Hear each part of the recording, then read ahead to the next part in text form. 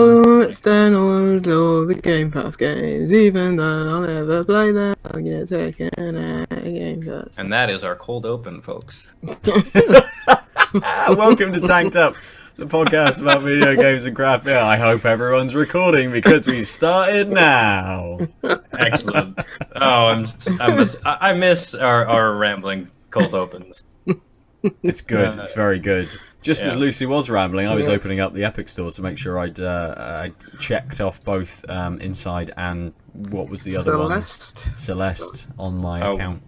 Just to ensure they did. Listeners, if you've got your Epic account, you've actually gone into the Epic Game Store, you can get free games for at least the rest of the year, I believe. Yeah, every game that you already own. Get it again. Exactly. On a platform you'll never play it. Might as well. But you might, if you're not like all on top of new releases and you don't have the Humble Bundle, then you might get a game. Yeah, but do you think those people actually have or know of the Epic Games? Fortnite. Oh man, I should have dabbed there. That's true. I forgot about that. People who actually play Fortnite on PC. Yeah, I think that's actually their. They'd have to go through the Epic. Okay, that makes sense. Oh, that's smart. Yeah, cool. Yeah. Well, I've just looked, and Inside and Celeste are gone, so I've not included them in my library. I played them before, but they're not now in my Epic. Yeah, library. it switches over every Thursday. That sounds pretty sub-epic. I know. I thought it was every Thursday because it's occasionally popped up as we've been sat here recording. So I thought I had a little bit more time, maybe half an hour or so, to be able to do it. But no. But what's one the of game the games as we record? Abzu. Oh, I have that one. Which I haven't played. Oh, have you not? Oh, and the end is 9. So has it not been free on PlayStation Plus by now? It may have done, but it may have been one of those months where I didn't use it. So, I think it's in Game Pass. I wonder if it's on PC. I don't. Apologies. the other games, there's 2 games. The other game is called The End Is Nigh. Oh yeah, I'd like to play that, but I wouldn't want to play it on a PC, to be honest. I mean, it's all a bit of an exercise in futility for me. It's by the I don't Super have Meat a Boys. PC that works. Yeah, looks like Super Meat Boy. It's by them, Team Meat, and it's pretty much the same like splatformer, as they call it. Brutally hard precision platformer. So. Which I'd want to play on a controller, not on PC. I think it's on Switch. Just plug the fucking controller. No, I refuse. I tried doing that to play Transistor, and guess what? It didn't work. Oh, that's true. Yeah. Yeah. Oh, well. I'll probably never play it anyway. I'll download it, but I'll probably never play it. I'm not in the mood for splatformers right now. Yeah, that's challenging fair. All of this talk of free games leads very well into a segue into what I want to talk about this week. But we haven't opened any beers yet. We've got beers to open and drink.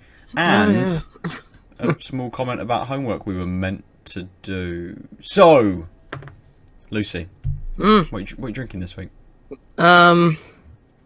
Water again, because I didn't make it to the beer shop again.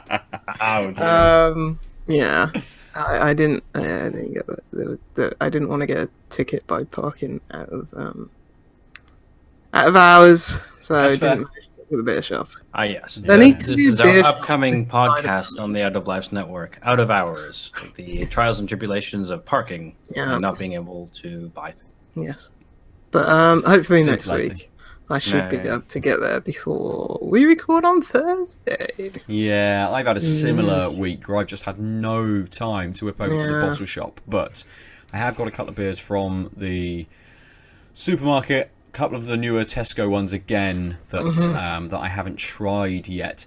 I've tried to be good over the last few weeks, and I haven't been drinking very much at all. Only really, you know, on our Thursday evenings, a few at the weekend, but not very much. I've noticed I'm getting a bit sluggish in the mornings after I'm drinking. I'm definitely starting to feel my age a little bit. Yeah, you're right. You're a mutant. You can have that smirk on your face and not worry about things like this. I mean, I was actually that smirk was actually. Ooh, that's definitely not the lifestyle choice I've been making, but probably should be making. Because in what's becoming a little too much of a tradition, I definitely went to Beard this afternoon and had a beer with my lunch.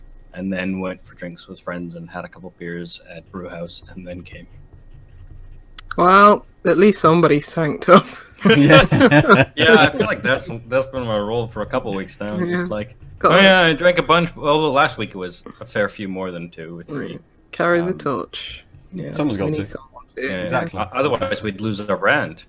Someone could just steal it out from under us. We'd be supped up or something. Tipple. And just not advertising at all. No, doesn't really work, does it? So, saying that, I'm going to crack open from Vocation and Magic Rock a collaboration called Hang Loose, which is an epic West Coast IPA. This says, get barreled by bombs of Cascade and Centennial hops and splat out that classic West Coast bitterness. Piney and fruity with plenty of juice. Expect gnarly swells of bodacious flavour. I mean, it just sounds fucking awful, doesn't it?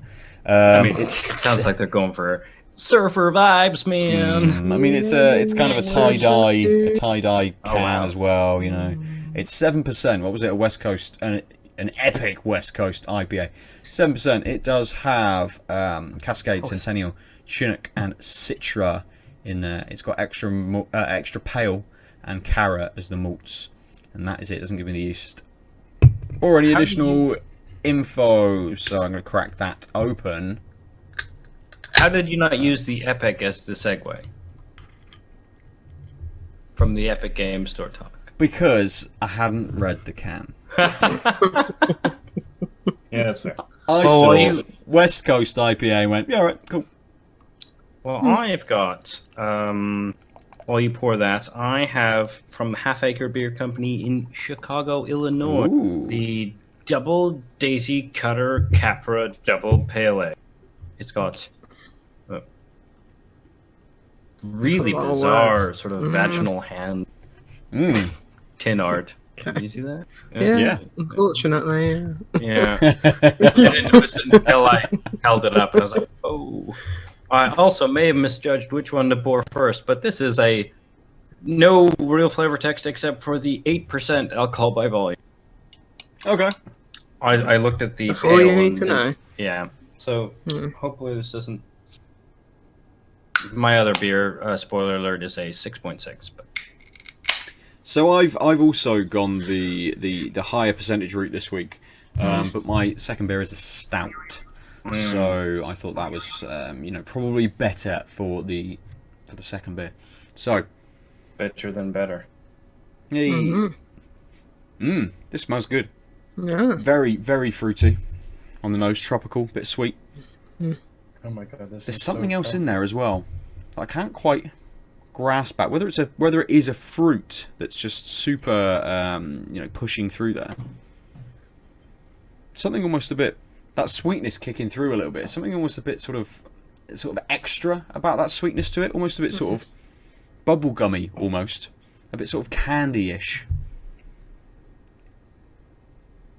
Candy-ish? Like what? Sorry, do you just mean like fake fruit taste and sweetness? Almost. It's kind of that. With some yeast you get the banana-y sort of flavors, and then you can get that kind of almost bubblegummy flavor. This is kind of a little bit sort of in between, almost like those like foam banana sort of sweets. You know, the little bananas you get. Oh yeah, so like ester, like foamy kind of. Yeah. So it's got that on the nose. In the flavour, you are hit straight away with that bigger bitterness. That kicks in straight away. It's unlike the beer last week, the Brewdog and Cloudwater, which was, I think, a New England IPA, which was far too bitter for a New England IPA. This has that big sort of West Coast bitterness to it straight away. It also looks like it's opaque but not hazy. Yes, not too hazy. Little carbonated. The head's sort of, very, very light. It does stick around on the glass a little. Very white head. Sort of a bit straw, maybe slightly orange in colour. But after that bitterness has started to pull away and allow the rest of the flavour to come through, those initial flavours I got on the nose are kicking in. So I am getting tropical fruits. I am getting a little bit of sweetness. Maybe not so much of the estery, banana, bubblegummy kind of nose and that level of sweetness that I was getting from the nose. But I'm just trying to 3 big swigs already. It's so easy to go back, and yeah, they do creep in towards the end, but towards the end that bitterness does come back a little. So it's kind of, you know, that big bitter flavour straight from the start. It dies down a little bit, allows those tropical fruits to sort of kick through, a little bit of sweetness, and then the bitterness almost has a tiny bit of a resurgence. And I think that's coming through with the dryness from this as well. It's really, really dry. And I think that's just exacerbated by the bitterness is exacerbated by the dryness as well, right towards the end. So it kicks back in, and maybe that esteriness is there, but it's not quite there enough to penetrate that bitterness, perhaps. Interesting. Yeah. So there we go. Aadil, has the head gone down? It has. Not a lot. It's actually quite a perseverant head, as if that was a regular term. Oh, sorry. Yes, I've run out of pint glasses in my house, so I'm having to use the poorly branded one. Nose-wise, I'm getting actually mildly light, mango-y, tropical fruit, a hint of pine, just a hint of sort of that bitterness, or that resininess. I think it was pine, but mostly it's like a light tropical fruit with a kind of like a dried mango versus a regular mango. So you don't get that punch of fruit, but you do get that concentrated sweetness. Yeah.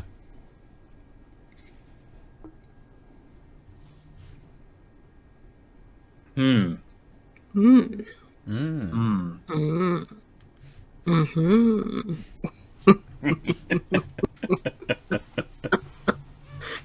Oh dear. It's less fruity. The carbonation you can definitely feel on the tongue. It's got quite a strong mouthfeel, but luckily it doesn't dry you out. It's not wet, but like mildly bitter on the finish.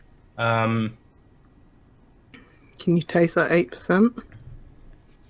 No, actually, I was expecting something sort of with the sickly sweetness of an 8%. Yeah. It's kind of there now that I'm looking for it, but it's not present in the main taste.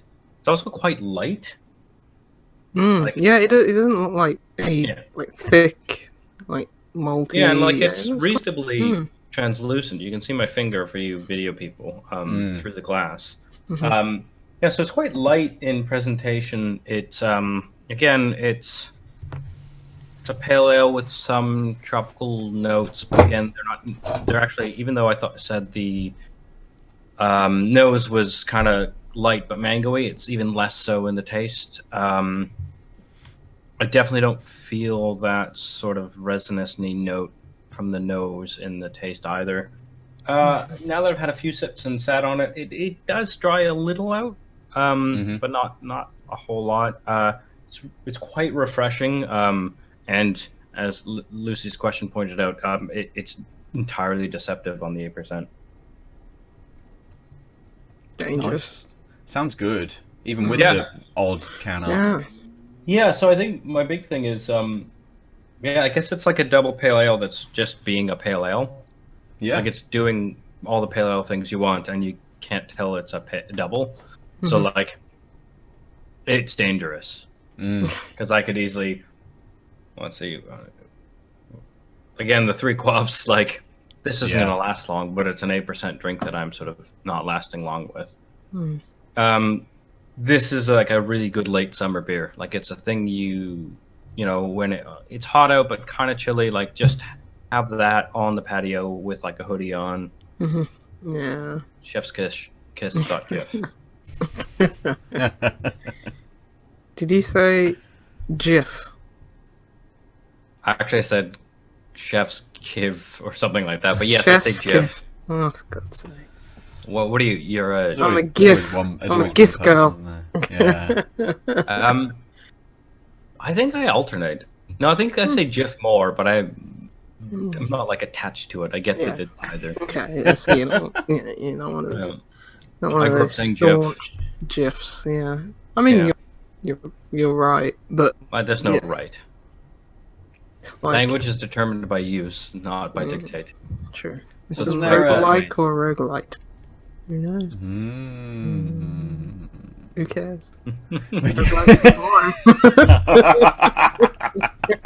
So homework for next week is we're going to do a linguistic analysis of GIF versus GIF.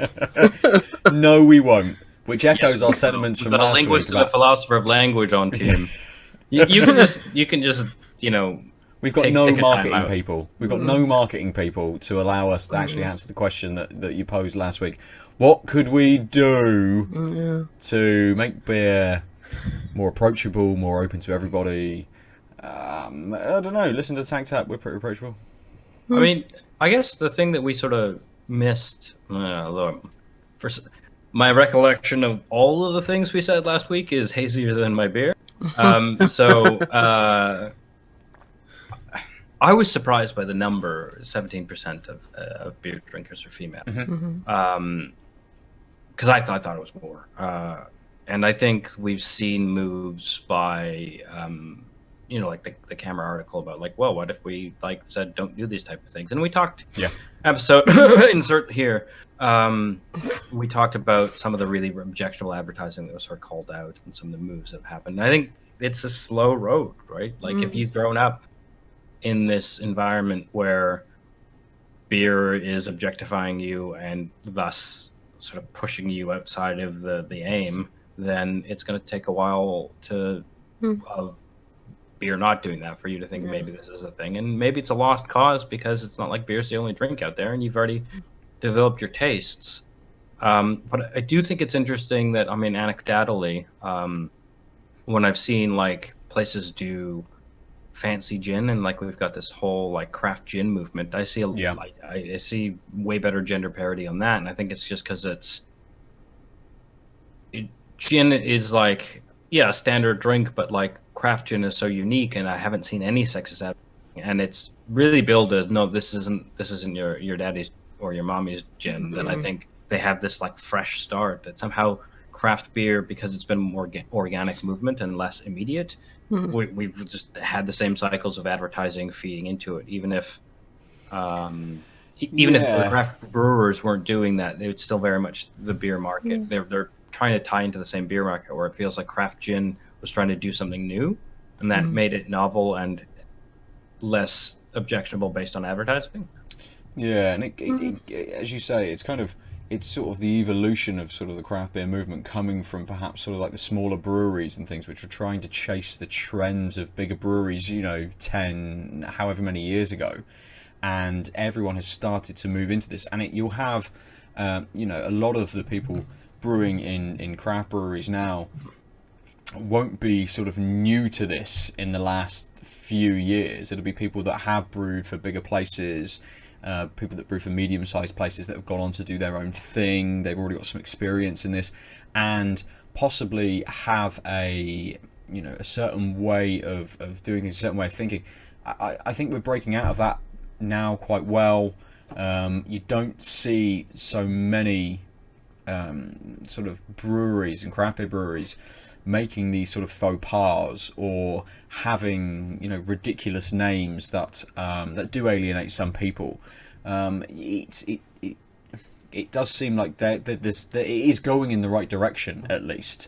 And at some points people are called out because perhaps they have a sexist name for their beer. As you said, Aadil, I can't remember what episode it was, but there was that article that came up about a brewery that had like all of their beers were named after different women of hair color. So they had like blonde something, brunette something, kind of something redheaded. The redheaded one was particularly like blood, and they were called out about it, and I don't know whether they changed anything. Who knows? But I would imagine a lot less people drink their beer if they are so inclined to do so by knowing that they don't want to support that kind of practice. Fully, yeah. And I think it, like you said, it's going to be a long slog. But also, I think it's important to remember that, like, our generation isn't the only generation going on, and so like this sounds awful, but new adults will be introduced to alcohol in a very different way, and so like from a marketing perspective, I mean, we should be like if we all put a concerted front of openness and advertising that had people of all kinds of demographics, and weird cans that are interesting. I mean, hand vagina notwithstanding. At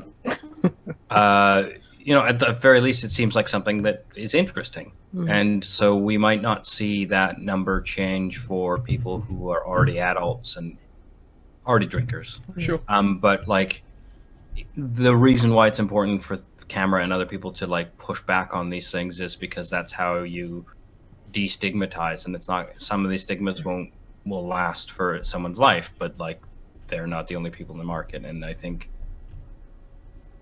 there might not be a lot. We sort of brainstormed how could you possibly destigmatize this or make it seem less shitty to women, and it's probably the current women drinkers. It's going to be really hard not to do. Not to say we shouldn't try, but like, the key is to change the environment such that going forward, this isn't the default that people see.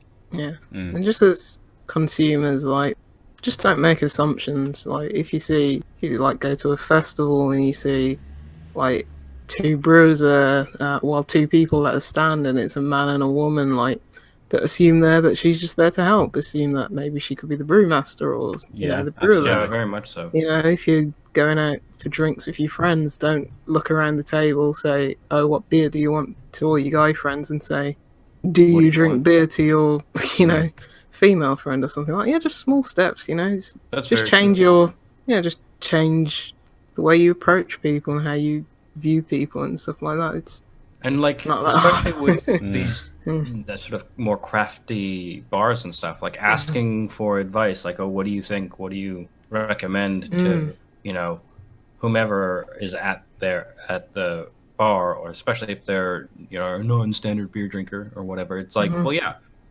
because someone will overhear that, but also that reaffirms their place, and they're less likely to be pushed out. Because like, that article also talked about like how even women who sort of enter the craft brewing and beer arena's a bad word, area, what am I talking about? What field? Industry.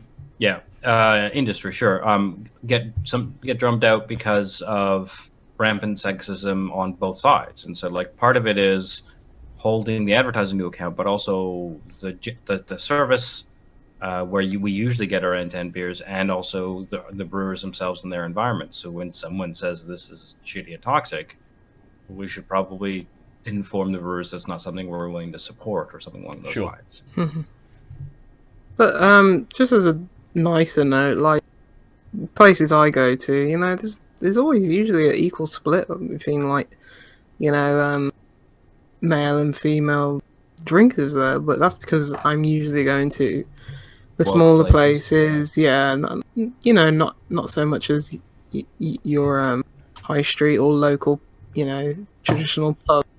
But yeah, so as I was saying last week, that 17% might seem low, but I think that's just more a reflection that craft beer is also a low portion of like the overall, beer consumption. Yeah, like. Yeah, I think you're right. Big beer's still like what? It's got to be like 70% of that market still, so that's probably why. Yeah, but it's like, at the same time, it's like, people ask, "Oh, you like beer? Do you drink beer?" and stuff like that. And if they're female, I wouldn't go and tell them to start drinking Carling or anything like that. I'd say, nope, stick to your feminine drink of whatever wine, because it's got to be darn sight better than Foster's. I mean, I will contest that claim in that there are a lot of bad wines out there too. Oh yeah, absolutely. Of course. But it can't be as bad as Foster's, surely. Oh no, trust me, it can be worse. There are wines that, like house wines in bars, that taste like vinegar. Like, it's, that's a good point, which is and it's a bit of a socioeconomic status thing as well, which sucks. But like, kind of the idea should be promoting the fact that there are good drinks out there in all kinds of fields. But yeah, I think you're absolutely right. Yeah. Things. I think people know there's good wine. Yeah, sorry? I think most people know that there's good and bad wine. I think most people, you know, me as a non-wine drinker, I know there's good quality wine and bad quality wine. I think most people who don't drink beer just think all beer is beer. I don't think there's good quality beer made by smaller, you know, microbreweries. They probably just think Carling, Foster's. Well, I mean, you can kind of see this in the change. Is it Carlsberg who have just sort of changed their recipe? They have they've got sort of they've got Mads advertising. Yeah, Mads Mikkelsen advertising. I was just gonna say Mads because everyone knows who he is. They got Mads Mikkelsen advertising, and they basically had an ad where he was on like a jetty into a lake, and he was like, "This is the new Carlsberg or whatever." And someone says like, "Oh, what happened to the last brewer?" And you just cuts to the lake. You just see sort of like bubbles coming up from, like, you know, they're trying to change their image a little bit. You know, that isn't gender specific.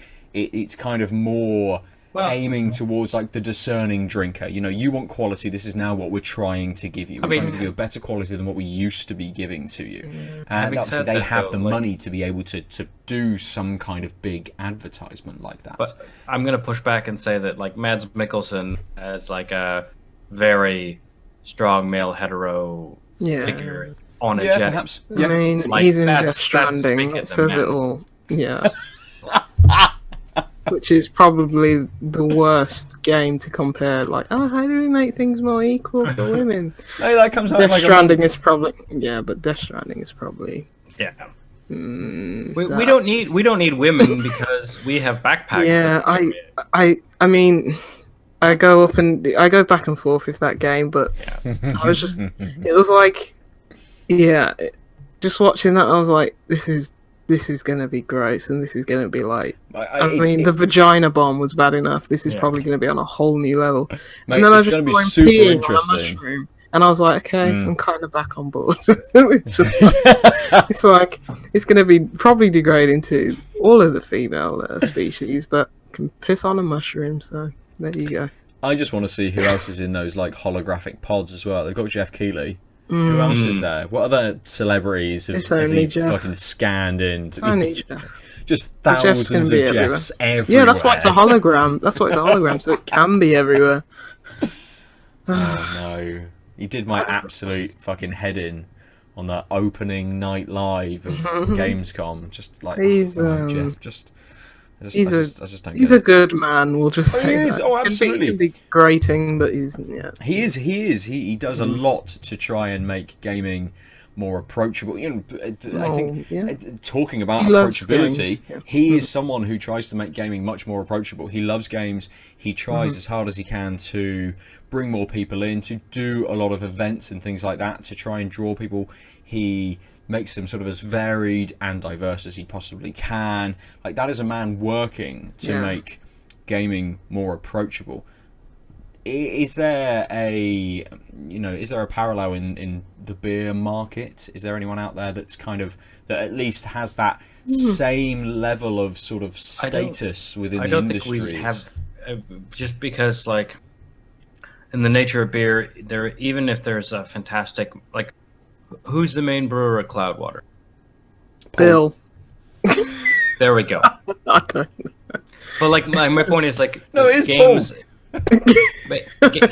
I just said Bill because that was the name. But no, like, sorry, most William. people won't know that, right? Like, because games have part of their advertising is the cult of personality of the director or the main developer or the creator or the creative director or whatever you want to call these roles. And like, beer just doesn't have that. It's not that type of good. So like, we're never going to have someone who can play that type of, because the best we can do is like someone like Brewdog having an advertising campaign that is like, hey, fuck all this stupid stereotyping. Here's a bunch of beers and you might like one of them. Why don't you try this 6-pack of 3 or 4 flavors? Like, so like when I talk to people who are like, yeah, I don't like beer, regardless of their gender, my first thing I say is, I can find a beer you like. Doesn't mean you have to drink this from now on, but I guarantee you there is a beer that you will like. Out there, because it's beer for everyone, because it's a super diverse landscape and it's only getting better. And I know people who are like, I don't really like beers, but like what I really like is like midsummer because the sours come out, and I will drink those on a patio every day of the damn week, and then I'll go back to whatever I drink normally because I can't get those regularly, and that to me is showing that like our seasonal moves aren't great, but I get it. But also like there's a beer for everyone.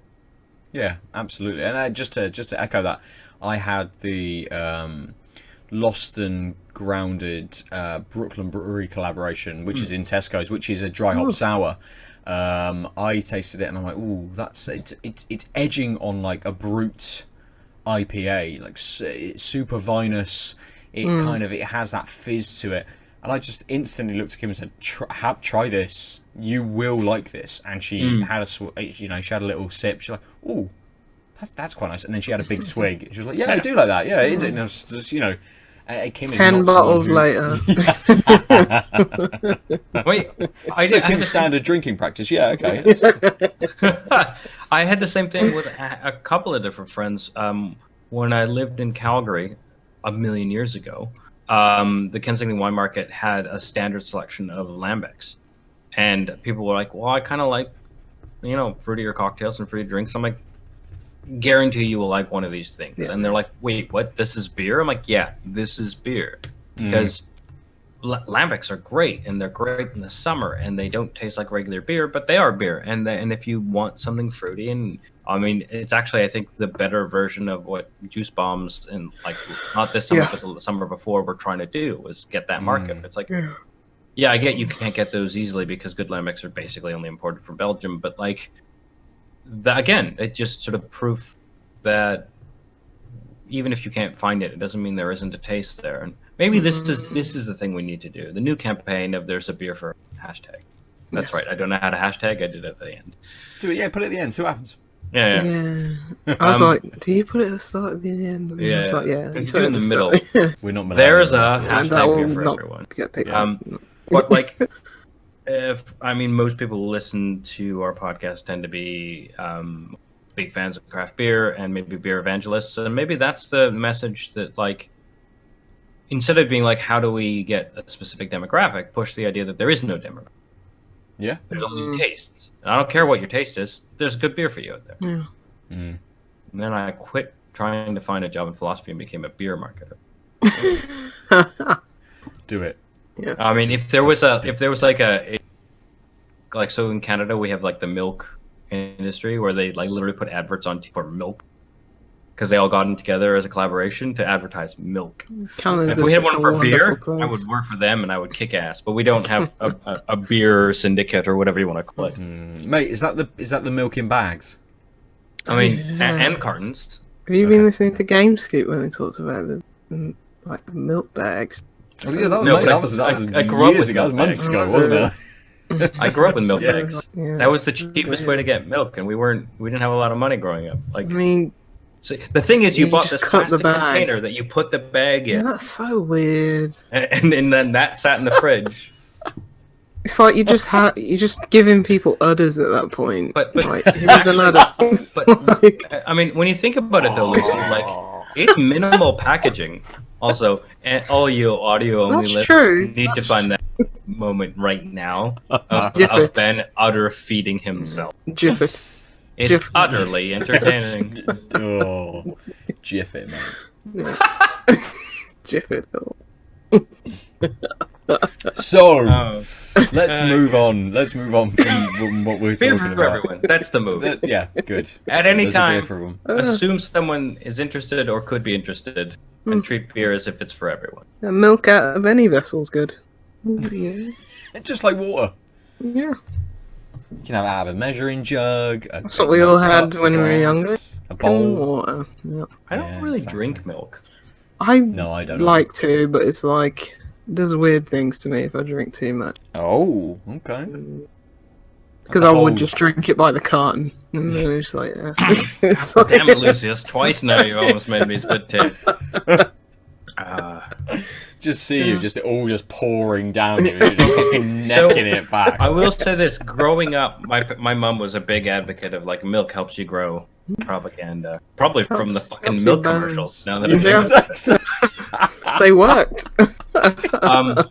But so I had a huge metabolism, really high, and so I would take like a carrier bag of food every day, and in there it was always a half-liter of milk. And I'll be damned if like 99% of the days I just crack that half-liter carton and just pounded it in one swig. Yeah, milk's great. Yeah. Mm. Sometimes it was chocolate milk. I mean, that's also good. Yeah, Yeah, it's hard. It's like the harder stouts, isn't it, just for the chug winter? chocolate milk than regular milk. Can't chug chocolate. You gotta savor that like a milkshake. I was just inhaling everything I could so that my body would continue to operate. By the time lunch came around, I was done the carrier bag by eating in class to the chagrin of my teachers, and then I would probably buy food. And I was rail thin. Just keep going. Just keep going. Keep eating. Food's keep great. chugging. Consume. Nice. I'm a capitalist at heart, aren't I? We all knew it. That's what happens when I've been drinking and I have had that much 8%. You have to stop me rambling, Ben. Another completist at heart is Batman. I've been playing Batman Arkham Knight. No. Bye. Not the Sorry. I can't condone this. Mate, it's free. It's free on PS Plus. That doesn't mean anyone should play it anyway. That is. But Arkham Asylum, fantastic game. Absolutely fantastic game. Arkham City, yeah, good. Expanded on what Asylum had done a little bit and made it a little bit more open world. Took those elements and kind of played around with it a little bit. I think the open worldness of City made it like the tightness of the Asylum made it a better game because it was still open worldness. I think good open world games have a small footprint, is what I've decided over the past 5 years of expanded open. Concentrated goodness, but yeah, that City was the obvious trajectory that they were going to go on. It's just Asylum was better. Yeah, I mean, but they're two different genres as well. Like Asylum is a Metroidvania. Yes, and that's City why it's kind of sort of took those bits and then just went, "Yeah, but go anywhere you want." Okay, sure. Okay. Arkham Knight. Yep. I haven't played very much of. I already hate the Batmobile section, as it was decried by everyone that ever played it when it came out. Project Gotham Racing, mate. It's hey, bad. Gotham, mate. Why not? It's fucking. Might as well make it the same. Sure. I have one thing worse than the Batmobile in Batman Arkham Knight, and that is the fucking rain. It rains fucking continuously, and all I can see is fucking rain. You live in Britain. You should be used to this. Or is this a lack of escapism problem? Like, are you just angry you can't escape Britain? No, it's not that. Gotham's in Britain, didn't you know? It's just like a... Gotham's in Surrey. It's on the... It is Ipswich, isn't it? It's just on the flats of where fucking Ipswich is. After Brexit, it will look like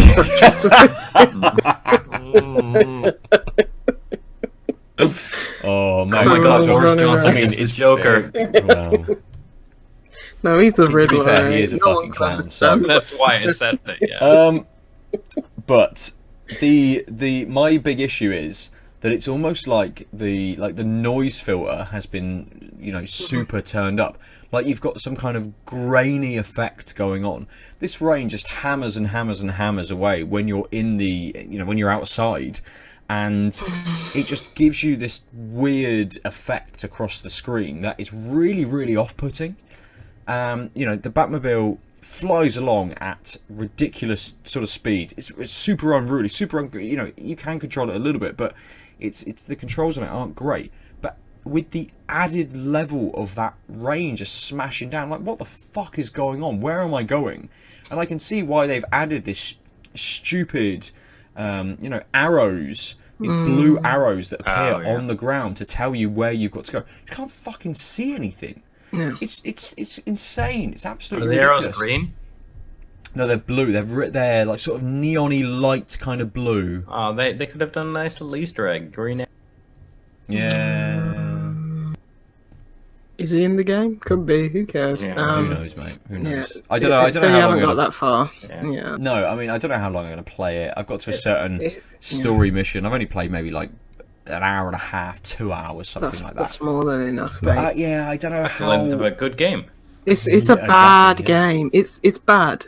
The worst thing about it, what makes it so bad, is that the good parts are incredible. It's that Batman that we all know and love. Yep. Like when you're just in a room, you know, swinging gargoyle to gargoyle, going, you know, under vents and stuff like that, under grates, and taking out like a room full of bad guys, and you know the combat as well. That's when it's at its best. But Absolutely. those moments are few and far between, and it's just Batmobile after Batmobile after Batmobile, Is it? and there's all the story missions somehow involve the Batmobile. Oh, get into this room to do the good part, but no, you have to use the Batmobile first. You have to use. You gotta break open the wall or pull something down. Yeah, I can see how It's a bad game. Yeah. It's got such high highs, but the lows are the worst thing in the world, and I hate that game. And it's bad and it's awful. Nobody should play it. Delete it off your hard drive. Delete it from the face of the universe. The PC version was bad. The Batmobile controls are bad. The default controls are worse. You should change the controls if you ever go back to it. No, don't. And it's just, I mean, apparently the ending, you know, the reveal of this Arkham Knight geezer is just crap as well. And it's like, I never got that. It's just a bad game. So it It's sounds bad. like Lucy wants to rename the game Batman Arkham Knight. Yeah, it's really bad. It's, I had such high hopes for that game, and it's so disappointing. The grappling hook couldn't quite catch.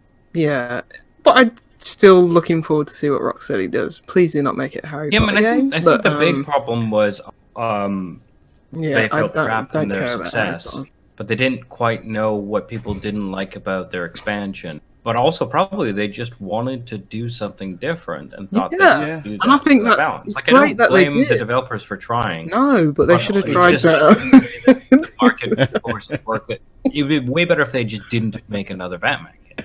And they did something new. Yeah, I get it, and the Batmobile seemed cool up to a certain point, but when you're justifying its existence, which it doesn't need to, because they're using it in like combat on the streets, combat with, you know, puzzles, Riddler. Shoehorning never works. So Exactly, they're just Bad shoehorning it, shoehorn. justifying its existence, and there's no need to do that. Yeah, I mean the rain's enough to turn me off, but everything you said, it just sort of solidies that feeling. I might give it. Oh, that's hilarious! The rain and then vacation. So really, we iced it. Because it Because came on Game Pass in August, I think. And it was like, earn an achievement in Batman and you get 300 Microsoft reward points. I was just like, no. I don't want free money. I don't want You love your reward points, man. Yeah, I love them. Yeah. It's how I want control. If anything is an indictment, that is Lucy being like, nope, this game's not worth It's not worth anything Nope. for 300 points. Nope. Oh. Okay, let's move on from Batman. I think you missed a trick when you didn't call it Batman Arkham Shite as well. Oh, yeah. I was too preoccupied when you were talking about how it's like kind of steers like a pig, so it's like Gotham racing, and I just didn't have it in me. That's a but I missed the stretch. shite. You're right. Right, let's open up another beer. I'm ready to Jesus. drink something else. Hey. Yeah. So I've got another beer from the new Tesco range. This is from Wildcard Brewery.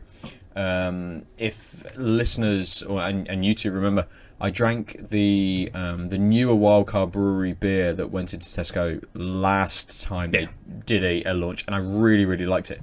So this one I don't think was in Tesco when I went and picked up those previously, but this is a raspberry chocolate donut stout, a rich dark stout with fresh raspberries. It doesn't tell me the hops, it just says water, barley, wheat, oats, raspberry, cacao nibs, hops, yeast. It's a naturally hazy beer, and it's 5.8%. And the can has a donut and some symbols, some stuff hanging around on it. It's like a doofus stout, you know. Mate, I know exactly. Yeah. I did see that that Bottles and Books had got in a stout from a collaboration stout from North Brewing Company and someone else that isn't quite coming to my mind at the moment. Someone in the east, west, or south. But but I knew that I wanted to go to the box shop and get it, and when I didn't find any time this week, I'm like, it's on my mind now. I want a stout. I need a stout. I really want one. And as soon as I saw this one, yes, I will instantly pick this up. Yeah. So I'm having that. Aadil. I'm having the hand-selected Cloudwater CY18 Simcoe.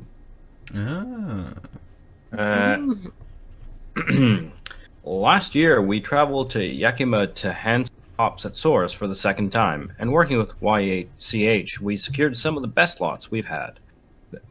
I don't know how to read. The best lots we've had the privilege of using. We've developed a series of 6 DDH IPAs to share the fruits of hand selection with you, and this iteration features Simcoe. The aroma and flavor are gently swirl the glass and inhale both quickly and deeply. Take several mouthfuls, swirl in your mouth, taste, and experience the smell of exhaling. So I guess they're just telling you how to deal with aroma and flavor. Yep. Body is also in descriptions. Yeah. It is oddly there's more text on how to taste the beer than anything else. I'm assuming it's a single hop Simcoe 6.5% DDH IPA. Cool. Another Cloudwater.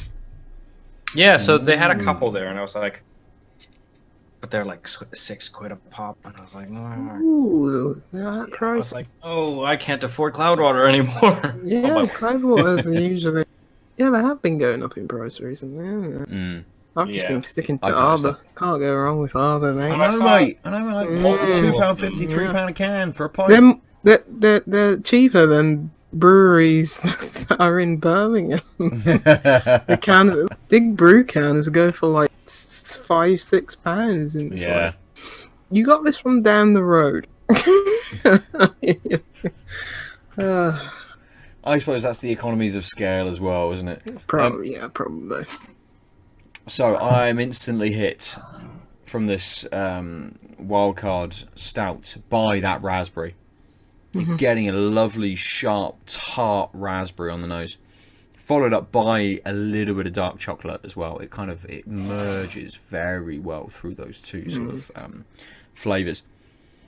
You can pick them out, but yeah, one of them sort of seeps into the other one really well on the nose.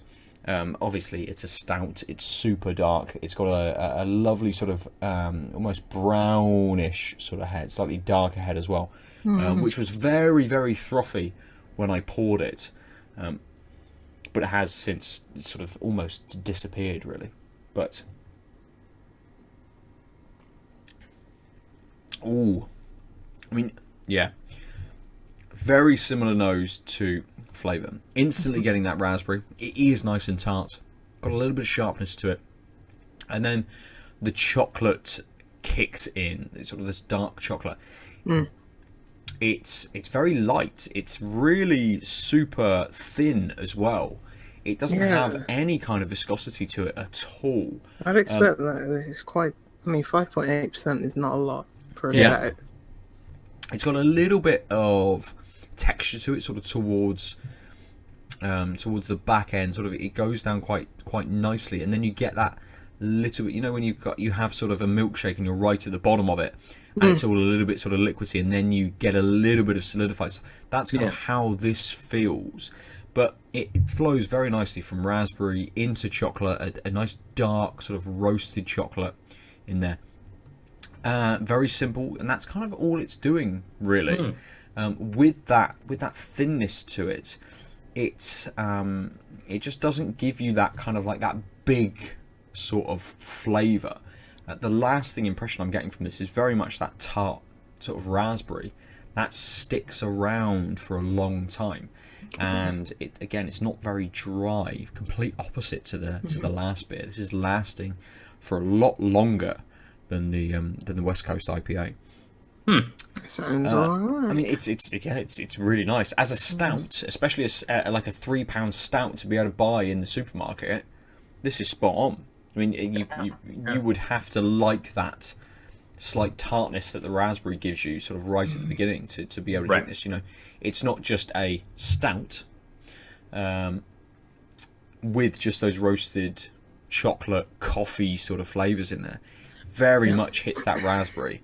I don't know where the donut idea is coming in. I don't know. I'm assuming they mean like a raspberry donut or something. Yeah, but maybe like a pastry sort of thing coming in, perhaps. But I'm not quite picking up on that.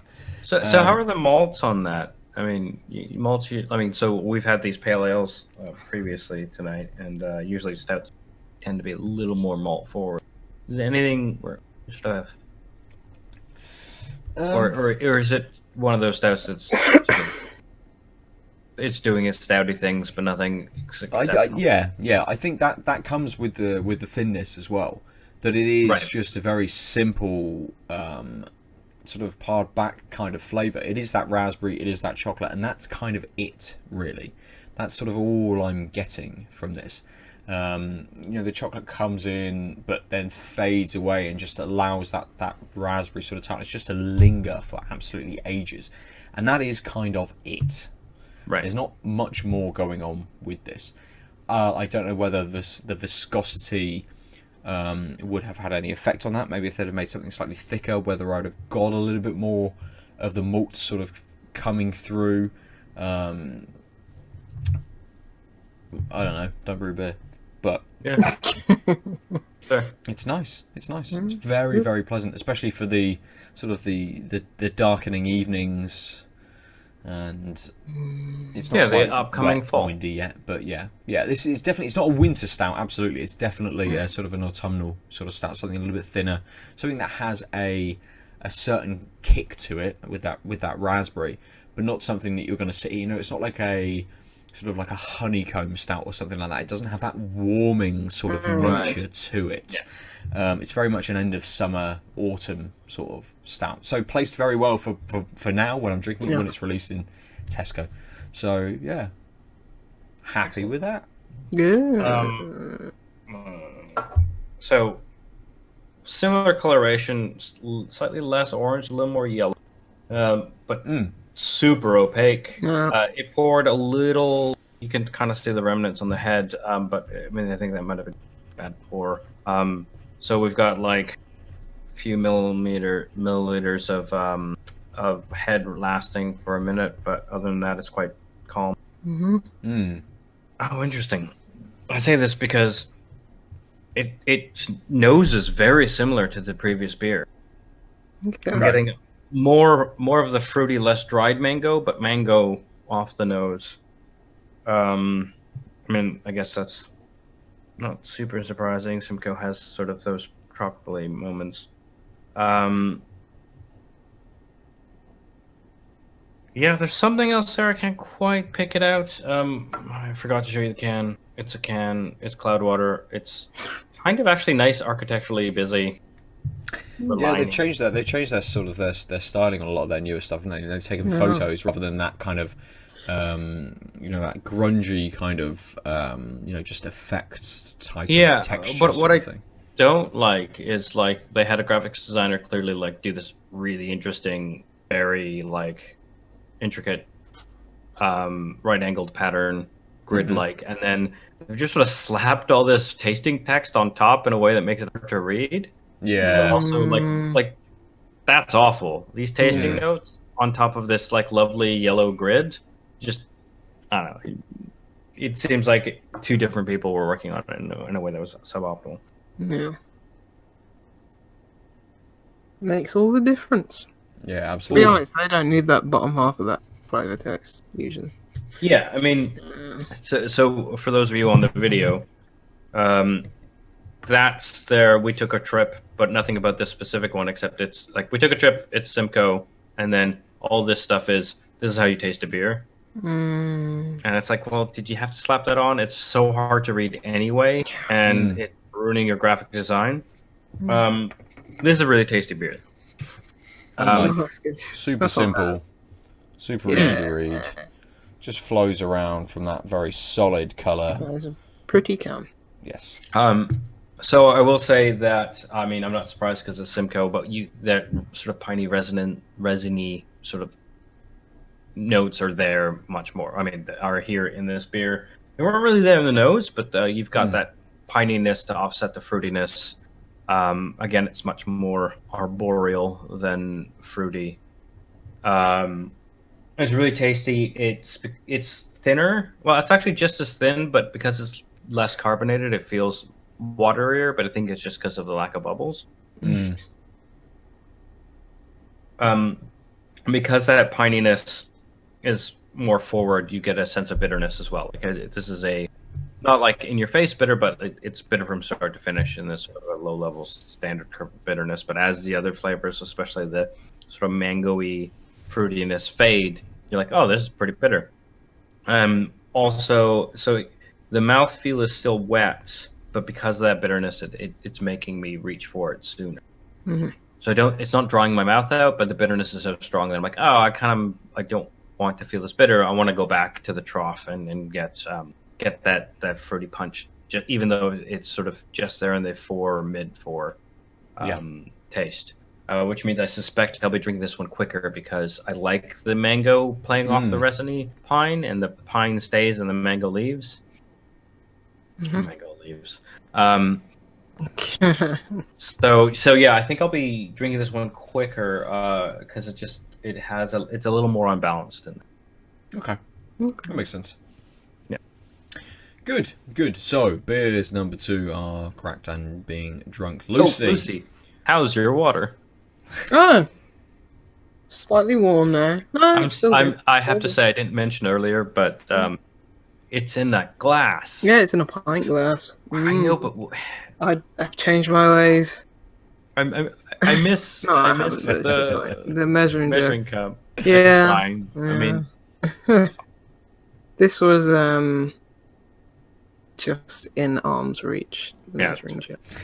I mean, I have to say, so just to put it in perspective, closest vessel. Yes. To put this in perspective, why I'm not actually haranguing you is, I have a sink in my room, as you can see in the background. And because of that, my soda stream, because I'm addicted to bubbles, is in my room. I don't even bother getting cold, like chilling the water before bubbling it, because what I need is an instant vector. So laziness is by far my like, I literally take this, put that there, bubble it up, drink it. It's not super cold, but it's cold from the tap, and that's better than having to go downstairs to the kitchen. Oh yeah, massively. That's the one good thing about winter. The water at the tap is instantly cold.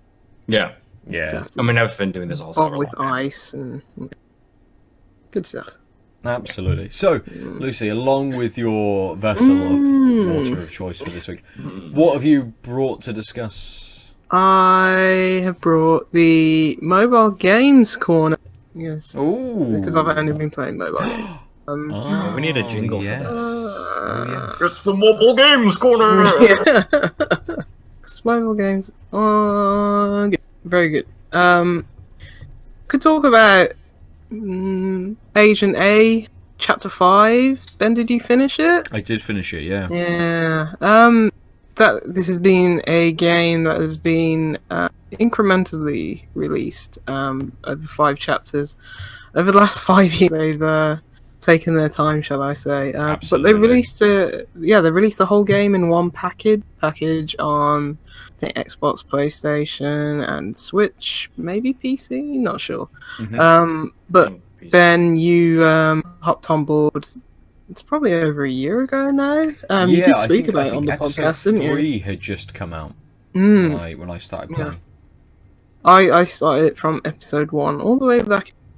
Was it 2015? Yeah, this is what this says. 2015. I went to look for the developers' name, and I can see 28th of October 2015. So almost 4 years ago. Yeah. How was 2015 4 years ago? I don't know. But God. Anyway, yeah. What is time? But yeah, I've been playing it in dribs and drabs. It's probably not the most ideal way to play it because they did do a decent enough job from carrying it over from one episode into another. Me and you played it on mobile devices. Yeah, it's free on mobile devices, so that's cool. I think you can purchase it on mobile, but But yeah, they spiffed it up and made it into a complete and whole package. And I think it's probably worth. You're charging like £12 for it. I think that's worth. It's a nice, not point and click, but it's like a puzzle adventure game. Yeah. And all the puzzles make sense. It is very. I see why it started on mobile. It is like, okay, I need to put it in this. It's got a very tactile feeling to it, and It has. there's no there's an inventory, and I guess you do combine like inventory items, so it still has that like kind of old point and click kind of feeling to it, but you are like seeing it first person, tapping into new screens, going to new areas.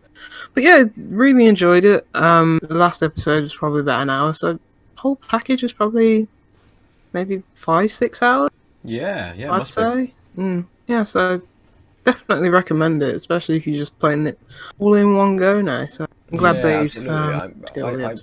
I really enjoyed what I'd played of it, and whilst I enjoyed episode 5, I'm not sure whether it's just that break that I've had from playing it, but I felt that some of the items, some of the things that I needed to progress were kind of just randomly, very randomly placed. There wasn't any sort of reason for some of them to being where they were.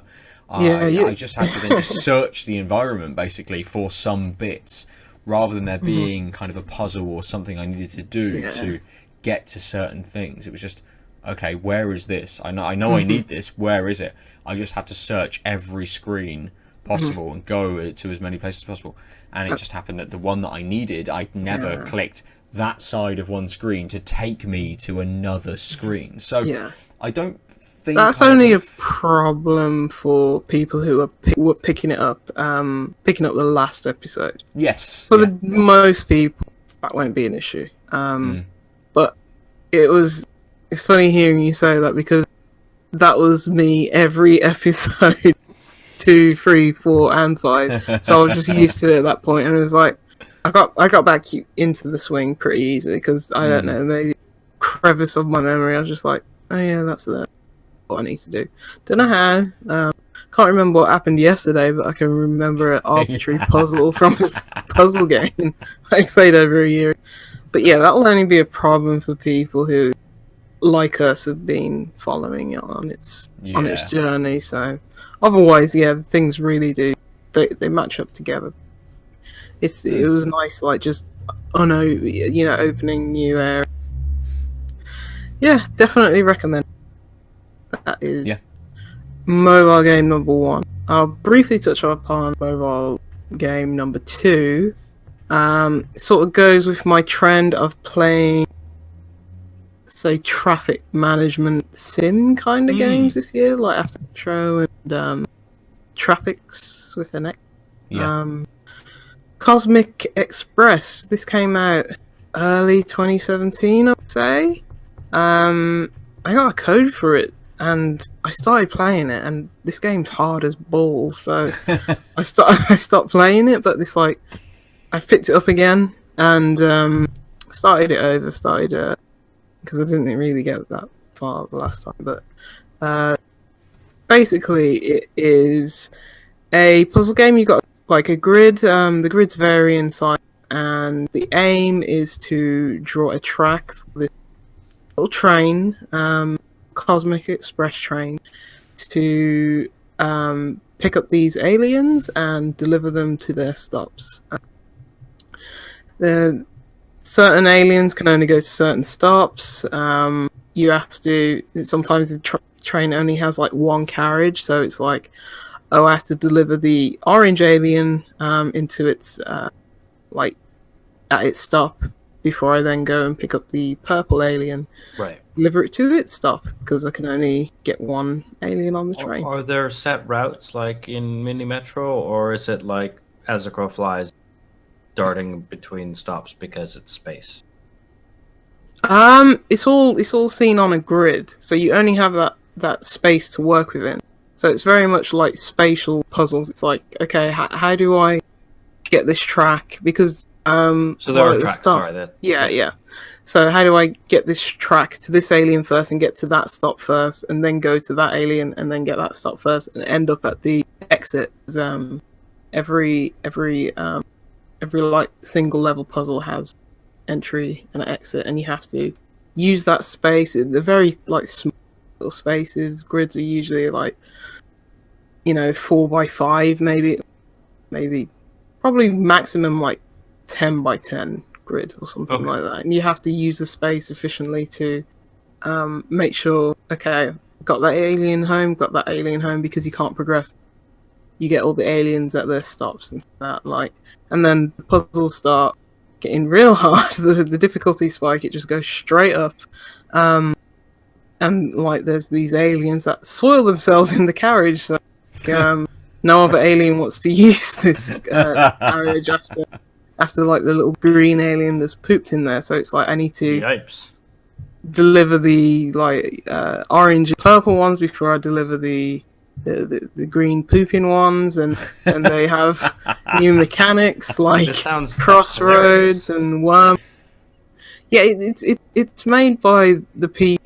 Well, so I think two of the devs who worked on a good Snowman is Hard to Build. Okay. Yeah. So yeah, it's like using like these small spaces and making like really big puzzles. Like on the surface, it's like, oh yeah, I can do this, but when you actually get into it, it's like don't have much space to work in, and this is harder than I. So it has that really nice like muted, past-colored like look to it. Like the little train and the aliens are like chibi little, cutely designed characters, and it's got like a kind of almost Futurama, like when they go into space with the ship kind of look to it. It's got like these domed like places, very cute, but it's really hard. And it's like I think there's about 10 nebulae to open up or something. And the good thing is that usually when you finish one level, it'll open up another 2, so it's not like you have to like progress one by one. Nice. Yeah. So it's like you're really stuck.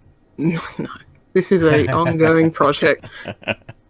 Fortunately, there's a walkthrough from some guy called Game Solutions YouTube, and he or her has got a walkthrough for it. So usually I just look at like first couple seconds, see okay, which way you make, what the from there. But yeah, they're deceptively hard. Yeah, I mean that Nova Nebula long-term project, Yeah, you tried it 47 times. Done, yeah. Yes, at least 47 tries. I have to say this because I just made a riff off of Ben's handle. Yes. A podcast I was listening to was talking about, it's an American one, so there's Blue Apron, right? Like that's a standard podcast advertiser. Yeah. And the meal that they were talking about was the Juicy Loose burger. Yeah. And I was like, oh.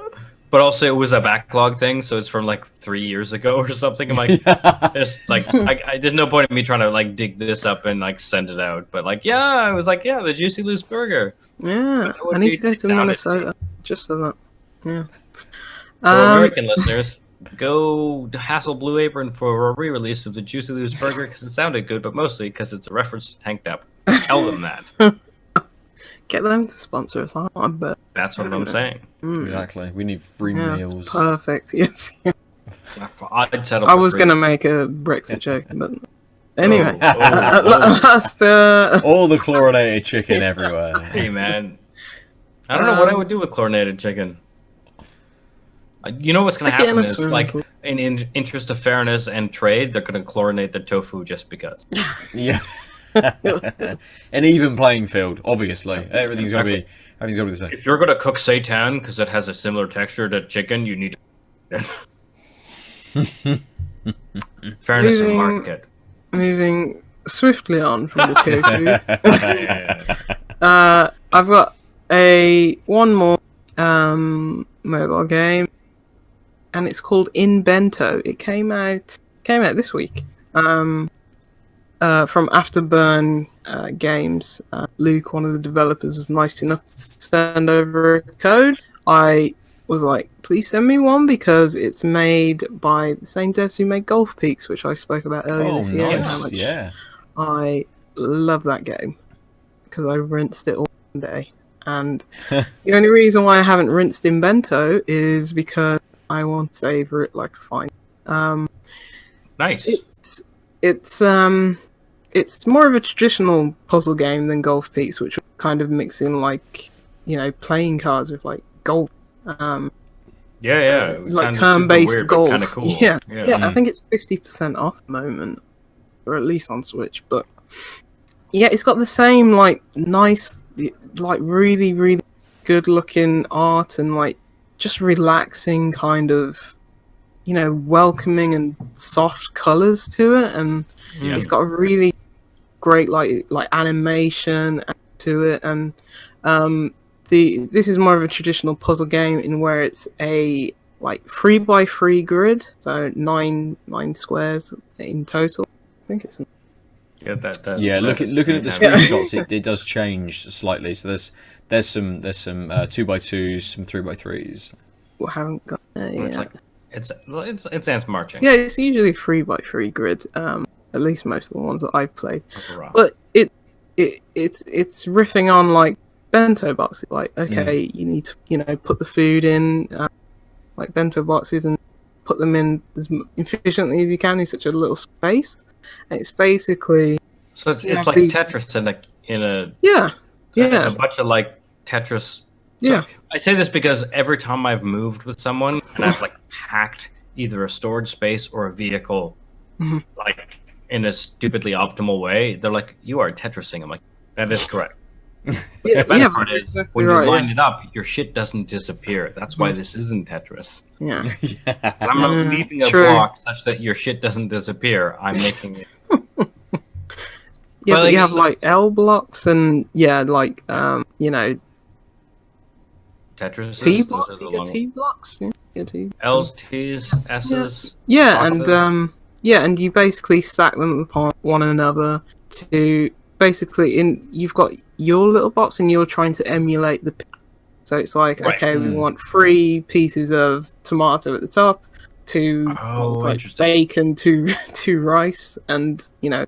But you're being given like an object that has like a piece of bacon and a piece of tomato. Yeah, and you have to fit those pieces in accordingly. Just like Golf Peaks, I don't know if there's more than one option to like the levels. In Golf Peaks, it did give you that like leeway to like experiment and use even more or less cards, and so Golf Peaks definitely felt like there was more than one option to complete the puzzle. And this kind of maybe feels that way as well. Maybe not so much. It just feels a bit restrictive, but that's not a bad thing. So yeah, I mean, you have unlimited amount of turns. You can you know, rewind your turn. You can, you know, just reset it all together. There's no penalty for getting the thing. You can just like, okay, I should have done that. You know. And do you have unlimited rewinds or like resets or something? Yeah. So it's just a nice standard. I've given you a puzzle. Try it. If you can do whatever you need to do to get it. Fuck, I love puzzle games like that. I hate artificial.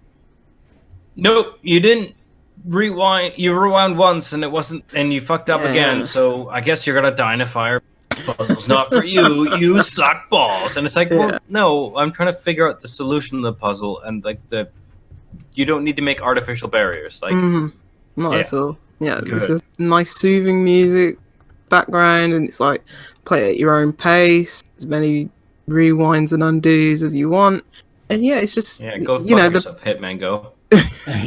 Oi, that's a callback. Oh yeah, I know. That is great. I know what I said. Brilliant. So I pre-registered for the release on. Is it not on Android? It's not out on Android yet. It'll be there. Doesn't give me a date, but I pre-registered for it, so who knows? Yeah, hopefully so. I just downloaded Agent A, even though a week ago you guys told me about it, and then I've tried to actually download it. Well, better late than never. But yeah, Inbento, it's really good. And what's even better about it, it's just like Peaks, where it introduces like new mechanics. Like in Golf Peaks, it introduced new cards and new kind of textures to the ground. In this one, it's like, okay, we're gonna give you not just the pieces to put in there. We're gonna give you these like, say, state altering like pieces. So, oh, if I put this piece on there and then, oh, you're giving me this arrow, it'll move, and put that arrow on that piece, it'll move down, or it'll copy itself pieces over. Yeah. So that's super cool. Yeah. So and okay, what's good about it is that like there's like different, like, not worlds. I don't know what you'd call it, like worlds. I think 12. Yeah, like packs of puzzles. Yeah. Like, I think there might be 12 in total. I think I'm going very slowly because I just binged Golf Peaks in one day. I mean, that's like, fair. I want to savor this a bit. But on Android, it says the description is food and cats and puzzles. Oh, I didn't get. Brilliant. Wait, I mean, I'm sorry sorry for going around. cats. How have you not told me about cats? I was going to end on that. Features, but like 100 plus puzzles. Yeah, there's 12 with, is it 9 in each? No. He's just dead. Yeah. Happy birthday, Dorian. Yeah, Dorian's 12. The podcat, the only surviving podcat, is 12. Mine's around somewhere. I don't. I mean, no disrespect to Barry, but like, Barry's not a podcat because he has never had anything but disdain for. Oh, he hates everyone. Yeah, absolutely. He's such a prick. Actually should look back at the first podcast I recorded when I moved back to Bristol, because I remember both Gabe and Dorian just like yelling and me being like, oh, "This is bad audio," until we were like, podcasts. These podcasts are the podcast like mascot. Like, but I definitely remember the like, this is not great audio. Well, what would you? I'm like, I live in a small flat, and they're either in the room yelling to get out, or out of the room yelling to get in. Can't win, really. Anyway, but yes, the podcast is still alive, and while Lucy looks up whatever she's looking up, I was going to say I got Dorian 11 years ago yesterday. Yeah, crazy. Woo.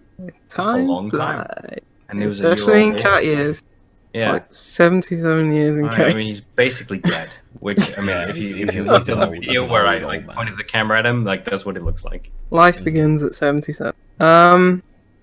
Yeah, it's got 109 levels in total. I mean, they just some DLC for Golf Peaks a few weeks ago, so probably expect, and that was free. Maybe expect some DLC on Inbento in the future. Yeah, I'm on World 9 of 12, so yeah, and yeah, I mean, it does a nice thing that like not many games do, where they introduce a new mechanic, but it's only used in.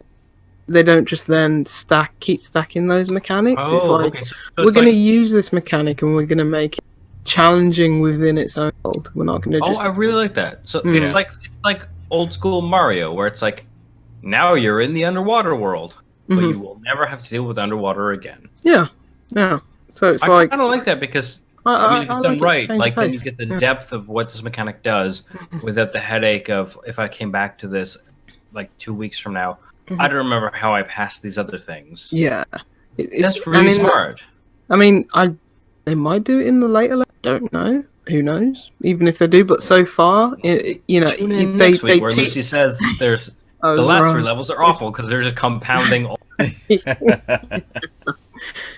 Yeah, but no, what I mean, it sounds like the game design is definitely like, it's super here's well a new designed. squiggle, and like, let's inhabit the squiggle all the way, which is really refreshing, because it's always a build upon. I've actually, until you said that, I didn't even think that, what if you just had a squiggle and then that was the squiggle? But it says something about game design that massively, yeah. They can introduce a mechanic. You know what I mean, right? Like it's always built upon because the whole point is to make it kind of tortuous. But what if the tortuousness was this thing that you've just learned and thus it's in your like immediate short-term buffer? Absolutely. That's really good game design. You don't need to then say, but what if I combine this with this other thing? Yeah, return to this thing that you haven't done for the last 15 puzzles. Exactly. You're suddenly going to just throw this in again and make you do 3 hoops rather than just the one that we've thrown in especially complexities. Especially because often on mobile games, but in puzzle games in general, you tend to pick it up and put it down again. And so it's much easier to still live the challenge when it's hard, when it's like you just need to remember this set of rules. Not this set of rules, and because we're on level 9, 8 other sets of rules that haven't impacted you really a lot, because all of the like initial moves of this world have been teaching this new thing, and so we've ignored all those other things. So if you come back to it a week later, you have to remember all the things you needed to do to figure it out. Yeah, and absolutely. Yeah, that's really good. Lucy, you played Golf Peaks in one sitting, whereas I played it over about 2 or 3 weeks, and finding those little moments where I could kind of think, well, I'll just get one puzzle done, or I get two puzzles done, and having 5 minutes to be able to play, and instantly clicking in and be like, okay, I know exactly what everything I'm presented with is going to allow me to do. I just need to work it out within the confines of what I have available to me. Okay, blah, blah, blah. No, that didn't quite work. I'm 1 square away, so actually I need to move across this way. I need to do this instead.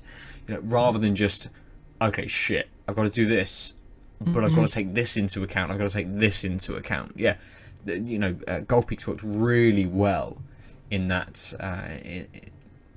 in not allowing too many variables onto each of the I think that's a really good way of saying that, which is like we can only like juggle so many variables, and if you focus on a minimum amount of those, you can make those variables really intricate and hard.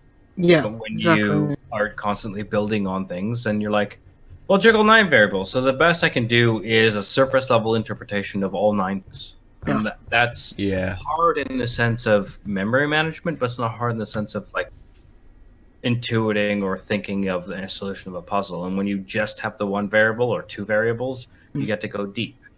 Yeah, exactly. Yeah, as you said, it's just great game. Within 9 levels, they introduce you to the mechanic, teach you how to use it, and then make that mechanic challenging.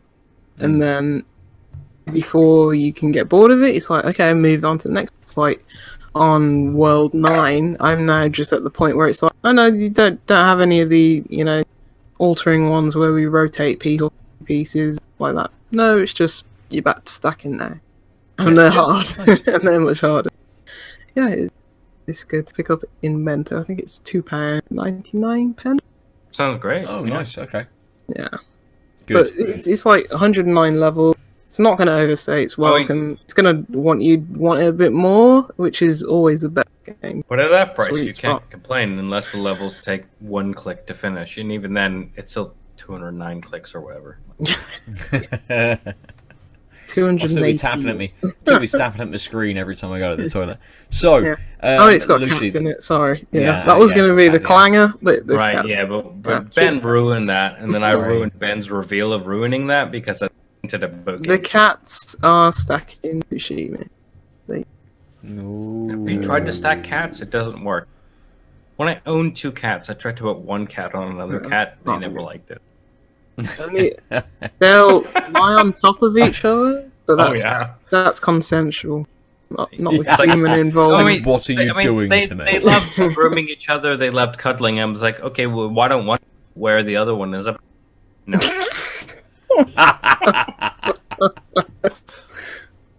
They do not want you involved. Yeah, I'm just saying cat stacking isn't the thing. No. So, I assume, Lucy, that with that being the third one, that is the end of the mobile games corner. Yep. For this week. Done. Oh, man. Probably that next. Good. So, Aadil, we're going to move on to you this week. What have you brought this week that you'd like to discuss? Oh, I thought we would talk about today's Nintendo Direct. He says, dragging his computer towards him so he can remember what happened on Yes, somewhat.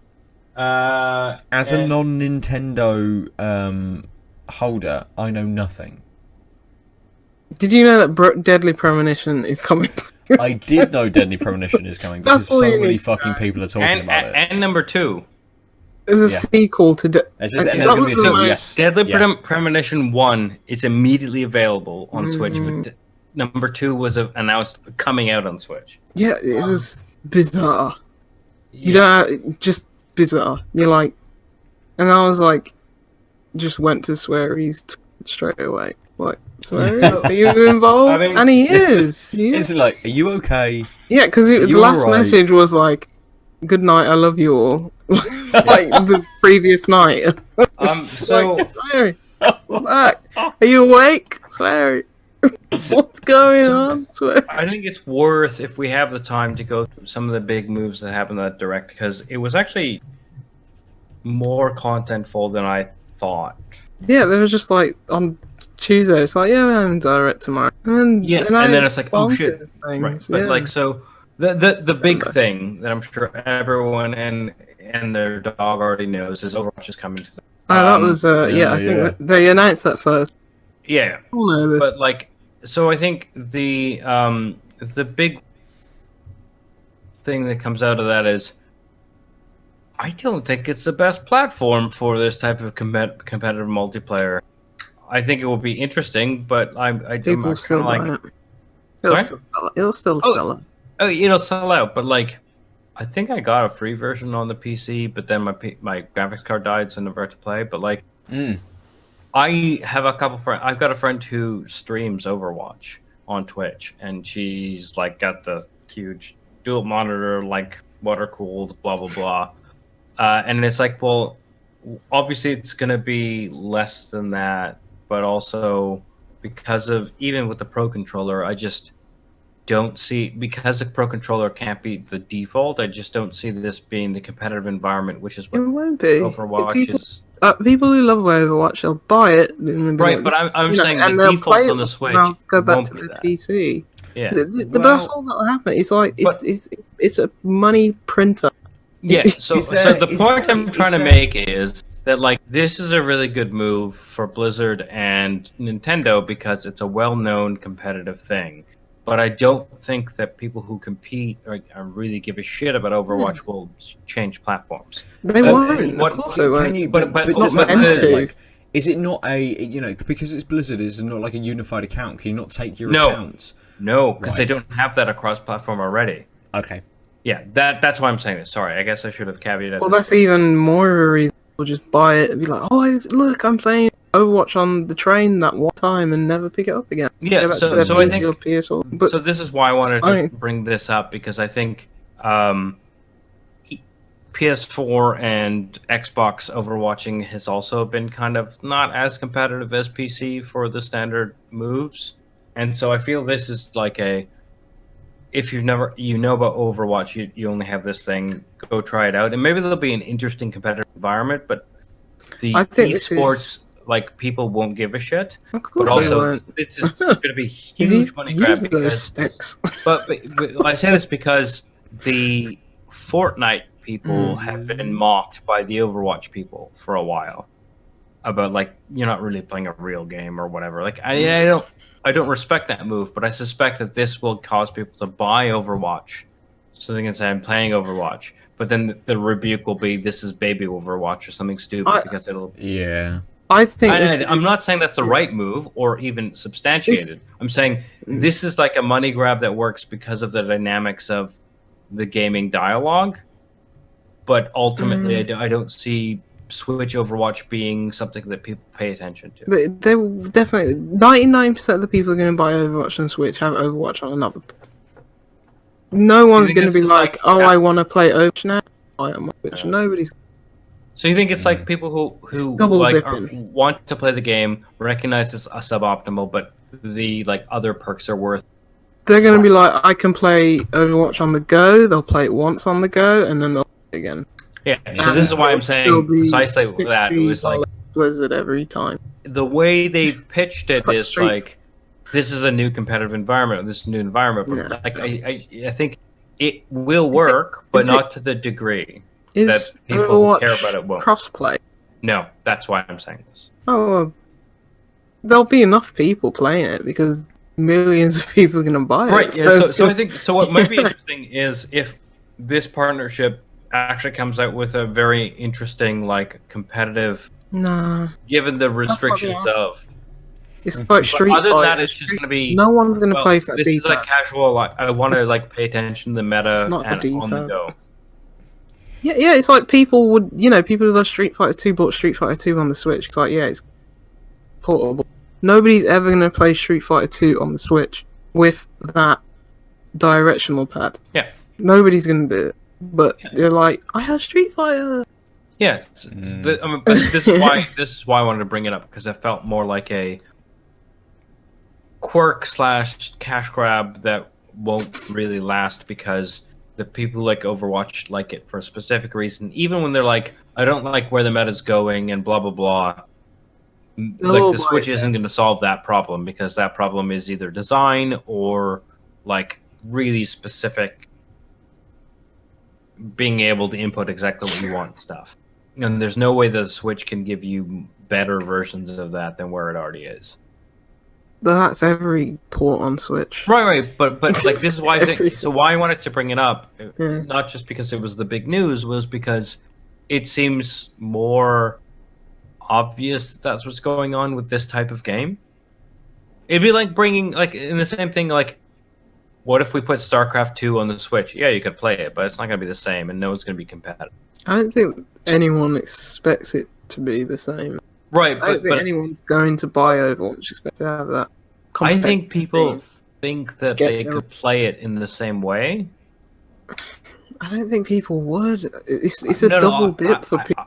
I think people will recognize immediately, like your first claim, that like people play it a couple times, we're like, this isn't the same. And some of them will be like, it's close enough, I don't care. So like for a quick pickup match where I can just like do my generic moves and like figure things out, this will be really good because I can do it on the train. But like when I really want to play Overwatch, I'm never for my Switch. I think that's because you need Wi-Fi anyway. Don't even start on that. So it's like nobody's going to buy Doom to play that the first time on their Switch. Oh no, there's definitely. I know people who've done that because they don't have other systems. Like but they're not going to expect to play Doom. No, they think they're playing Doom and they like the game because that's. Oh, they are playing Doom. Just a terrible version. Just not to the same level as Lucy. I'm saying I know people who love playing games and play it a lot, but only have the one system. And when Doom comes along, they're like, "Cool, I get to play Doom," and they don't think that I'm playing a subpar version of Doom. It's only people like us who've played Doom and then maybe will bother playing on the Switch and be like, "Oh, I see where they cut corners." See that? Like, I think. Yeah, I get that, and I think it's great that people have that avenue if they don't want to. Well, it's that expensive to get Xbox and PlayStation, but that's beside the point. Just not have a traditional console and play it, or an expensive PC. But it's just like that's usually not the audience. Well, it is, but it's not a massive part of the audience. Biggest part of the audience is people who have already played these games and I then buy it again. That's true with the Switch. I think that's probably like 70% of the people. I don't. I mean, we're not going to. Maybe for Overwatch, but I don't think for Doom and stuff. Like, I think these ports are there. The double dipping is real. So, like, how many people played Diablo again? I'm not discounting that double dipping is real, but I know enough people who only have a Switch who are interested in other games that when they hear it comes to the Switch, they think I'm getting this game. And they don't think I'm getting the Switch version. They think I get to play this game. So it's going to be the same as something like The Witcher 3. You know, minus the competitive sort of element to it. But people who haven't played that yet, and it's insane that anyone hasn't played that because it's been on sale on every platform ever. But if you don't have another platform, exactly, the Switch suddenly gets brought new people back. What interests me a little bit more is how much this is going to come out for as well. What the retail price? It's going to be 60. It's always more expensive. Switch. Yeah, and people will double dip. It's never not going to be that because it has to support its online play. It's ridiculous. They have all kinds of reasons to like tell you that's going to be the case. So anyway, I didn't want this to just be the Overwatch thing because none of us play. But I also think I just. What do you mean? I'm going to buy it now, but on my Switch. But like, I disagree with Lucy in the sense that I don't think the main market is double dipping, but I do agree that like. This isn't the definitive Overwatch, just based on hardware, etc. But it might be an interesting microcosm. But absolutely. I mean, so that's probably a good place for us to finish this week. Like, there's other. But I just want to say one thing, okay, which is Obra Dinn's coming to the Switch. Yeah. Oh, coming to all consoles. Cool. Yeah. Okay. Yeah. So like, more people should a bunch of things that happened in the Nintendo Direct, but I really loved that Obra Dinn was like a real. Because it's an indie game and it was great and like it's super great that it kind of came on the heels of Overwatch. Like that's why I wanted to bring it up was like we're at a point where indies have enough market penetration if they're successful that they get to be in the same playing field as Blizzard's Behemoth. Like that's super interesting. I know we don't have a lot of time, but like people are just like in the gaming groups I'm in. People are just as excited about this than Overwatch. Yeah. I mean, I think it's maybe a slight problem for Overwatch, but a big win for Obra Dinn. It's like, I didn't get to play this. I have a Switch. This seems super cool. Yeah, I think it'll translate well to controls as well. It's not an intense, game that you don't even have to do any typing on it. I don't think so. I think the biggest news for me was just SNES games are coming. Yeah, I mean, when Ben cut me off, I would go there. That's all right. Yeah, but other than that, I don't think there were many big things. So the three things I legitimately wanted was Overwatch because it's Overwatch, Obra Dinn because isn't it great that Obra Dinn's getting similar billing, and then finally the SNES games are coming to Deadly Premonition 2. Everything else good, but I mean, I like to play Super Mario World again. I might actually finish Link to the Past now, and I'm just gonna hide myself away from the world and play Super Metroid for the end. My problem is that like I wouldn't want to play Link to the Past when I know that I can play Link to the Past in like a couple of weeks on the like claymation huge interesting. Link's Awakening. Link's Awakening. Sorry, I'm just saying they're so similar, like in style. They came out really close year to year. They're the like progenitors of the modern Zelda game, and one is new. And I have fond memories on the Game Boy version, and it's all this really interesting graphical stuff, but the same idea. I'm gonna play that. I'm not gonna touch the SNES Link because it's too close to me paying full price for the Game Boy one. Yeah. Well, I need to stop being a fake gamer and finish it.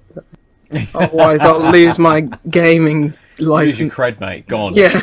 Your cred's just gone instantly. That's assuming I had some to begin with. But, Good. Well, you do, Lucy. The ultimate gamer. The mobile gamer. Can I just... Have either of you played a single round of Overwatch? No. No. I tried... Yes. I tried the demo. I knew the guns all felt the same. I knew you were a maybe. I've played one round. I played the demo. Meh. Yeah, none of the guns feel like they have any weight to them. Yeah. Every character felt the same. And I was like, it looks cool. I'm at. Yeah. That's fair. Yeah. Not every game. I wanted to bring this up because But there is a game for everybody. Oh shit! # game for everyone. Oh, you've undone me. Did that come out in 2016? Who cares? Yeah, it must be 2016. As you pointed out, what is time? Yeah. Exactly. Right, it is time, though, to go. The year of the Hitman. Every year's the year of Had to Hitman. just drop a... Yeah. Nova 47 every year. So, we drank some Underscore. beers. Do you Aadil. know your own handle? Yeah, it's somewhere. It's somewhere Come in on, my man. mind. I It's get somewhere you're in my cutting mind. us off to get this done, but do it right. Yeah. Aadil. 2 beers this week. A Cloudwater and a beer from America, Half Acre. Which did you prefer? So if you like Simcoe and want to, or don't know what Simcoe is and want to experience Simcoe, get the Cloudwater CY18 Simcoe. But my choice is actually going to be the Chicago Double Daisy Cutter Capra Double Pale Ale. And it ultimately comes down to balance. So the Simcoe that did all the Simcoe things, but it did it in a way that was like, here's your 4, here's your finish, and like, oh, it's kind of awkward in between. And the Double Daisy Cutter just was a more balanced beer, and also I think it didn't have them that they clearly. I would be surprised if they didn't have Simcoe hops in here because of the similar tastes. But like, Sure. Overall, the taste profile was more rounded, more balanced. The nose matched the initial taste. The initial taste didn't somehow depart, and it just felt more well-rounded, a more easy taste profile. Things happened, wasn't plain. It was just like, oh, cool, but I'm still tasting the same beer. While the Cloudwater was consistently leaving me dry because of the pininess, etc., which is fine for exhibiting Simcoe, but for having a beer, it was kind of like, I'm reaching for this because I feel like I have to, because I want the sweetness of the initial hit versus the dryness and bitterness of and like resininess of the aftertaste, and there wasn't a balance there. So it's like, today I wanted a beer that didn't leave me lacking. Sure. They're both really good beers, but the one was more rounded, so when I reached for it, I wanted to be reaching for it versus I'm reaching for it because what else I'm going to do. Yeah, that's fair. Cook aside, if you do want to experience like different hops on their own, just see what that flavour profile's like. Kernel's a good place to start. Yes. Yeah. That's a good point. I mean, I haven't had the other ones from Cloudwater. I'm going to assume they're going to be similar, which is exhibiting the strengths and weaknesses of these hops. But I guess kind of, to be honest, there's like, I get exhibiting the whole profile, but I know Cloudwater can do a more well-rounded, balanced beer, and I was sort of disappointed that there's problems with doing this sort of dry resinous finish, and then they were like, well, but that's what we're doing, and that's what we want to do. So if you want to experience that, but it doesn't make for a beer I'm going to reach for again because of this. How about you, Ben? Yeah. I think I would reach for both beers again. I'm not sure which one I would go with more than the other. The Vocation and Magic Rock Hang Loose epic West Coast IPA. I mean, it wasn't epic. Let's just remove that word. It was a good West Coast IPA. It showed off the style well, had a load of bitterness to it, had those lovely tropical fruity flavours, and then gave me that lasting bitterness sort of at the end, a little bit dry. The raspberry chocolate donut stout from Wildcard, full of raspberry, little bit of chocolate in there, little bit thin, good for a summer stout, good to follow up other beers. So if you're stacking in a load of different beers for an evening, this is a very nice beer to kind of have more towards the end of your evening, to follow up a load of the other beers that you've already had. Aperitif. Almost. Maybe not the final beer that you would have. You know, maybe you would end up on that super thick, creamy stout from somebody. But I think I will go with the Vocation and Magic Rock Brewing Hang Loose. Just because it just showcases West Coast IPA very, very well. And we've been getting a few of these that just do a style. I think it was, I cannot remember what brewer it was, but I had another West Coast IPA a few weeks ago, which just did West Coast IPA really, really well. Yeah. And it might have been the duration. It might be the duration bit. The dripping pitch. That's what it was. Duration dripping pitch. Just did West Coast IPA really, really well. And this does West Coast IPA really well. The Donut Stout, the Raspberry Chocolate Donut Stout from Wildcard. Lovely beer. Not quite what I wanted from a stout as such. Nice to have and nice to put into your rotation of beers. But that West Coast IPA from Vocation and Hang Loose was just a very good representation of the style. And it was lovely. Lovely bitterness, lovely tropical fruits. Done. I would drink that again and again and again and again, I think. So, that's my pick. It's quite a... I said it was really hard, but actually it was quite easy. So, I was going to say. Yeah. If you'd like to tell me about why I'm wrong about my beer selection this week from Tesco's, it's, well, you could, but I'd rather have a lovely conversation with you at Nova_47 on Twitter or Nova_47 on your platform of choice. Aadil, how do people talk to you? If they've emerged from the fire they're dying in, they should contact me at the Omniarch, TheOmniarch. On all things except Switch. Yeah. So hostile. Anyway, Lucy, how do lovely people talk to you? Send me your Link to the Past walkthroughs. Juicy Loose 9. Twitter, Xbox, PlayStation, Steam. Nice. And life. Oh. Just life in general. Default. Yep. You can do it. Juicy Loose. Mate, can you have an at the start of your name through Deepon? That might be illegal. So, possibly. some stupid YouTubers probably tried it, and British court go Absolutely. get a It's your real boy at Max Power. Bruh, bruh, bruh. Wah, wah, wah, wah. 10 years ago, there definitely was The judge just shot a them in the couple head. who tried to put an emoji as their kid's name, and because of the input mechanisms of applying for things, they could, but then there was a whole court case of whether they wanted to, because what you could apply to input-wise wasn't what people were used to, but I think it was just a smiley face as their child's name. How would you pronounce that? Colon parentheses. colon. I mean, the problem is it would have to be colon left parentheses, because otherwise it could be either, right? Colon dash. I mean, just call them colon. parentheses. Just call them right colon. Colon dash. Hey, Colin! Colin.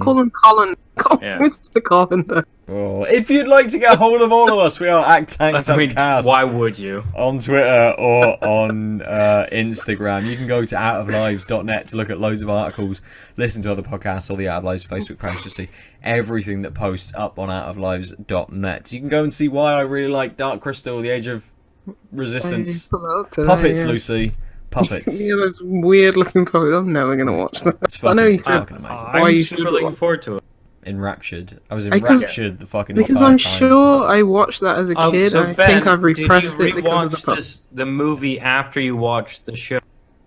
No, that's gonna be this weekend. I think I'm gonna watch the movie this weekend. If you don't rewatch Labyrinth, then you're doing yourselves a disservice. Oh, Labyrinth will come straight after. It's gonna be a double. It's gonna be a double showing of the Dark Babe? Crystal, and then instantly Labyrinth. The Babe with the Pan, exactly. I'm gonna think about playing Gears and Control all weekend and do it. So that's my weekend. I'm hopefully gonna open open a video game. a video game. Or like the cardboard box. Yeah. We all know this is a big step for me. I'm gonna open a video game. It's good for you. Yeah, Good. Anyone in mind? We'll discuss. Well, we could discuss which one. too much pressure, man. Yeah. That'll come tomorrow. That'll come tomorrow. So for another week, we've been tanked up. Bye. Bye. More like open a can of beer on the weekend. I really thought you were going to say can of beans, and I was like, what are she going for? And then I was like, oh, this is just my weird mind. And then you didn't say that, and then I said this, and now we have a weird, like, warm closed. purses are closed.